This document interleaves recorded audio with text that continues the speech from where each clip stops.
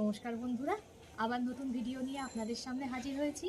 আমার চ্যানেলে নতুন হয়ে থাকলে চ্যানেলটিকে সাবস্ক্রাইব করে আমার পাশে থাকবেন। চলুন আর কথা না বাড়িয়ে ভিডিওটা শুরু করা যাক। এখানে আমি 300 শিম নিয়ে নিয়েছি। দেখুন শিমগুলো একদম কচি। এবার শিমগুলোকে কেটে নেব।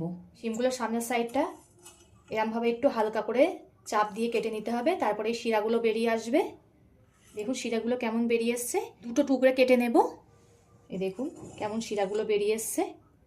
সব শিমগুলোকে আমি ঠিক এরম দুটো টুকরে কেটে নেব। সব শিমগুলো আমি কেটে নিয়েছি। দেখুন শিরাগুলো কেমন বেরিয়ে এসছে। এইগুলো এমনভাবে বাদ দিতে হবে। এখানে 3 পিস আলু নিয়েছি, আলুগুলোকে কেটে নেব। আপনারা চাইলে আলু স্কিপ করতে পারেন, আমি এখানে আলু ব্যবহার করছি। আলুটার খোলা ছাড়িয়ে নেব খুব ভালো করে। আলু আমার খোলা ছাড়ানো হয়ে গেছে। এবার মাঝখান থেকে ঠিক এমনভাবে কেটে নেব। ঠিক এমন গোটা গোটা করে কেটে নেব আলুগুলো। এইভাবে সব আলুগুলোকে কেটে নেব ঠিক এরকম গোটা গোটা করে। আমার আলুগুলো সব কাটা হয়ে গেছে। আমি এখানে আলু দিয়েছি, আপনারা যদি আলু না দেন তখন শিমটা আপনাদের পরিমাণ মতো নিয়ে নেবেন। এবার আলু আর শিমটাকে ধুয়ে নেব।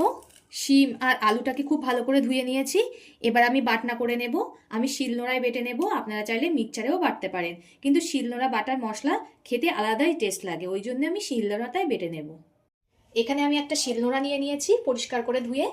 এখানে দিয়ে দেবো 4 চামচের মাপ করে 1 চামচ তিল। এটা খোলা ছাড়ানো তিল, যে কোনো মুদির দোকানেই এটা পেয়ে যাবেন। ওই চামচেরই মাপ করে 1 চামচ দিয়ে দেবো সর্ষে। আমি এখানে সাদা সর্ষে ব্যবহার করছি। দিয়ে দেবো সামান্য একটু আদা, দুটো কাঁচা লঙ্কা। এই সমস্ত কিছুকে খুব ভালো করে শিলনোড়ায় বেটে নেব। আমি এখানে শিলনোড়ায় বাটছি, আপনারা চাইলে মিক্সচারও ব্যবহার করতে পারেন। শিলনোড়া বাটা মশলা আলাদাই একটা টেস্ট লাগে খেতে। প্রথমে একবার বেটে নিয়েছি, আর একবার বেটে নেব, নিলেই খুব মিহি পেস্ট তৈরি হয়ে যাবে। আর একবার বেটে নিচ্ছি। দেখুন কত সুন্দর মিহি হচ্ছে। আর সব বাটা হয়ে গেছে। এবার এটাকে তুলে নেব। দেখুন কত সুন্দর একদম মাখনের মতো হয়েছে। আমার মশলা সব বাটা হয়ে গেছে। এবার রান্নাটা বসিয়ে দেওয়া যাক। এখানে আমি একটা কড়া গরম হতে বসিয়ে দিয়েছি। গরম হয়ে গেছে, এতে দিয়ে দেব সর্ষের তেল। তেলটা গরম হয়ে গেছে। এবার কেটে ধুয়ে রাখা শিমগুলো দিয়ে দেব। শিম একটু খুব ভালো করে ভেজে নেব। এইভাবে আপনারা একবার ট্রাই করে দেখবেন, আশা করি সকলেরই খুব ভালো লাগবে। শিমগুলো দেখুন আমি খুব ভালো করে ভেজে নিয়েছি। এবার শিমগুলোকে তুলে নেব। কড়ার মধ্যে আবার একটু সর্ষের তেল দিয়ে দিলাম। তেলটা গরম হয়ে গেছে, কেটে রাখা আলুগুলো দিয়ে দেব। আলুও খুব ভালো করে ভেজে নেব। আলুও খুব ভালো করে আমি ভেজে নিয়েছি। আলুগুলোকেও তুলে নেব। কড়ায় আবারও আমি সর্ষের তেল দিয়ে দিলাম। তেলটা গরম হয়ে গেছে, এতে দিয়ে দেব অল্প করে কালো জিরে, একটা ছোট সাইজের টমেটো কুচি, স্বাদ মতো দিয়ে দেব লবণ। লবণটা আমি এখন ব্যবহার করলাম কারণ টমেটোটা খুব তাড়াতাড়ি গলে যাবে।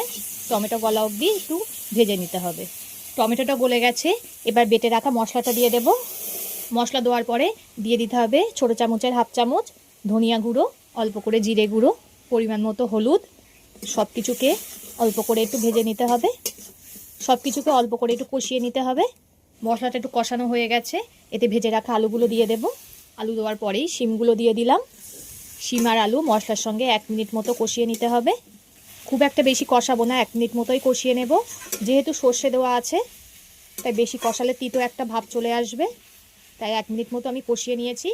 এবার দিয়ে দেব পরিমাণ মতো জল। জলটা দিয়ে ঝোলটাকে একটু ফুটতে দেব। আমার ঝোলটা অনেকটাই শুকিয়ে এসছে দেখুন। এতে 4 চামচের 1/2 চামচ চিনি দিয়ে দিলাম। মিষ্টিটা আপনারা স্বাদ মতো দিয়ে দেবেন। নামানোর আগে 1 চামচ মতো কাঁচা সর্ষের তেল ছড়িয়ে দেব। গরম ভাতে বা রুটির সঙ্গে খুবই সুন্দর লাগে। আপনারা চাইলে ঝোলটা একটু শুকিয়ে নেবেন, রেখে দিলে ঝোলটা টেনে যাবে, ওই জন্য আমি একটু ঝোল ঝোল নামালাম। তো ভিডিওটা ভালো লাগলে লাইক ও শেয়ার করে দেবেন, কমেন্ট করে জানাবেন আপনাদের মতামত। পরবর্তী ভিডিওতে আপনাদের সঙ্গে আবার দেখা হচ্ছে।